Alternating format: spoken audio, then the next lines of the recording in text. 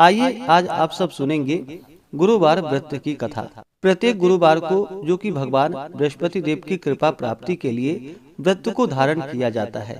जो भी भक्त सच्ची श्रद्धा के साथ नियम और निष्ठा के साथ गुरुवार का व्रत धारण करते हैं तो भगवान बृहस्पति देव की कृपा से उनके सभी प्रकार के दुख और कष्ट दूर होते हैं तथा सभी प्रकार के सुख और समृद्धि की प्राप्ति होती है।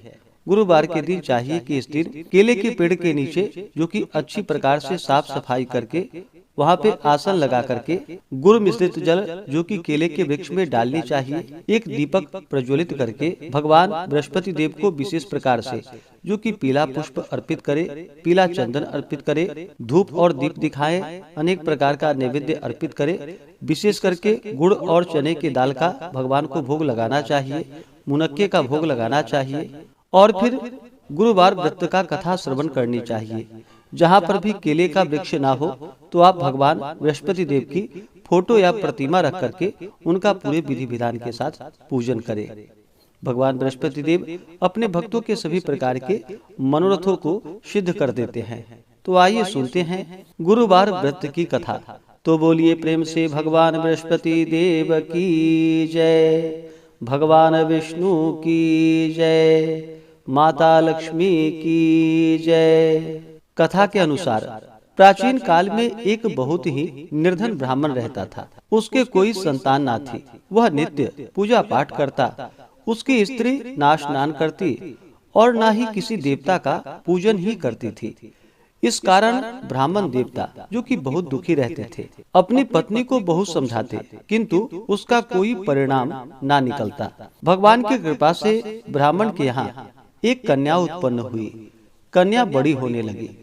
प्रातः स्नान करके वह भगवान विष्णु का जप करती, बृहस्पतिवार का व्रत भी करने लगी।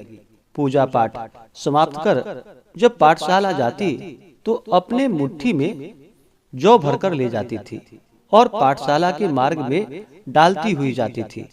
लौटते समय वही जौ जो कि स्वर्ण के हो जाते थे तो उसको बीन कर घर ले आती थी। एक दिन वह बालिका सूप में उन सोने के जौ को फटक कर साफ कर रही थी कि तभी उसकी माँ ने देख लिया और कहा कि हे बेटी, सोने के जौ को फटकने के लिए सोने का सूप भी तो होना चाहिए। दूसरे दिन गुरुवार था। कन्या ने व्रत रखा और भगवान बृहस्पति देव से सोने का सूप देने की उनसे प्रार्थना की और कहा कि हे प्रभु, यदि सच्चे मन से मैंने आपकी पूजा की हो तो मुझे सोने का सूप दे दो। बृहस्पति देव ने उसकी प्रार्थना स्वीकार कर ली और रोजाना की तरह वह कन्या जौ फैलाती हुई पाठशाला चली गई। पाठशाला से लौटकर जब वह जौ बीन रही थी तो बृहस्पति देव की कृपा से उसे सोने का सूप मिला। उसे वह घर लेकर आई और उससे जौ फटककर साफ करने लगी, परंतु उसकी माँ का वही ढंग रहा। एक दिन की बात है, कन्या सोने के सूप में जब जौ को साफ कर रही थी उस समय उस नगर का राजकुमार वहां से निकला। कन्या के रूप और कार्य को देखकर वह उस पर मोहित हो गया। राजमहल आकर वह भोजन तथा जल त्याग कर उदास होकर लेट गया।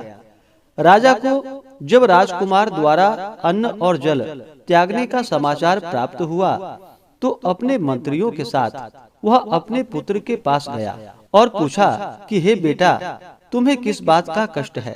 किसी ने तुम्हारा अपमान तो नहीं किया अथवा कोई और कारण है? मुझे बतलाओ, मैं वही कार्य करूंगा जिससे तुम्हें प्रसन्नता की प्राप्ति हो सके। अपने पिता की बातें सुनकर राजकुमार बोला कि हे पिताजी, मुझे किसी बात का दुख नहीं है। किसी ने मेरा अपमान भी नहीं किया है, परंतु मैं उस लड़की के साथ विवाह करना चाहता हूँ जो लड़की सोने के सूप में जौ को फटक कर साफ कर रही थी। राजकुमार ने राजा को उस लड़की के घर का पता भी बता दिया। मंत्री राजा के कहने पर उस लड़की के घर गया। मंत्री ने ब्राह्मण के समक्ष राजा की ओर से निवेदन किया और फिर कुछ ही दिनों के बाद ब्राह्मण की कन्या का विवाह राजकुमार के साथ संपन्न हो गया। और फिर क्या था, कन्या के घर से जाते ही ब्राह्मण के घर में पहले की भांति गरीबी का निवास हो गया। एक दिन दुखी होकर ब्राह्मण अपनी पुत्री से मिलने के लिए गया। बेटी ने पिता की अवस्था को देखा और अपनी माँ का हाल पूछा। ब्राह्मण ने सभी हाल कह सुनाया। कन्या ने बहुत सा धन देकर अपने पिता को वहां से विदा कर दिया, लेकिन कुछ ही दिनों के बाद फिर वही हाल हो गया। ब्राह्मण फिर से अपनी कन्या के यहाँ गया और सभी हाल कहा तो पुत्री बोली कि हे पिताजी, आप माताजी को यहाँ लिवा लाओ, मैं उन्हें यह विधि बता दूंगी जिससे कि गरीबी दूर हो जाए। ब्राह्मण देवता अपनी स्त्री को साथ लेकर अपनी पुत्री के पास राजमहल पहुँचे तो पुत्री अपनी माँ को समझाने लगी कि हे माँ, तुम प्रातः काल स्नान आदि करके विष्णु भगवान का पूजन करो और बृहस्पतिवार का व्रत करो तो तुम्हारी सभी दरिद्रताएं दूर हो जाएंगी। परंतु उसकी माँ ने उसकी एक भी बात नहीं मानी। वह प्रातः काल उठते ही अपनी पुत्री के बच्चों का जूठन को खा लेती थी। एक दिन उसकी पुत्री को बहुत गुस्सा आया। उसने अपनी माँ को एक कोठरी में बंद कर दिया और फिर प्रातः उसे स्नान आदि करा करके उससे पूजा पाठ करवाया। तब जाकर के उसकी माँ की बुद्धि ठीक हो गई। इसके बाद नियम से पूजा पाठ करने लगी और प्रत्येक बृहस्पतिवार को व्रत भी करने लगी। और फिर इस व्रत के प्रभाव से मृत्यु के बाद वह स्वर्ग को गई। वह ब्राह्मण भी सुख पूर्वक इस लोक का सुख भोग कर अंत में स्वर्ग को प्राप्त हुआ। बृहस्पति देव सभी कामनाएं पूर्ण करते हैं।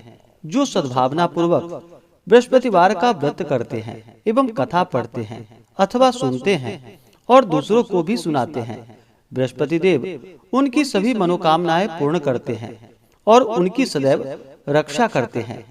जो संसार में सद्भावना के साथ गुरुदेव का पूजन एवं व्रत सच्चे हृदय से धारण करते हैं, उनकी सभी कामनाएं वैसे ही पूर्ण होती हैं जैसी सच्ची भावना से राजा और रानी ने बृहस्पति देव की कथा का गुणगान किया था, तो उनकी सभी इच्छाएं बृहस्पति देव जी ने पूर्ण की। इसलिए सबको कथा सुनने के बाद प्रसाद लेकर जाना चाहिए और हृदय से उनका मनन करते हुए जयकारा बोलना चाहिए। तो बोलिए प्रेम से भगवान बृहस्पति देव की जय, भगवान विष्णु की जय, माता लक्ष्मी की जय।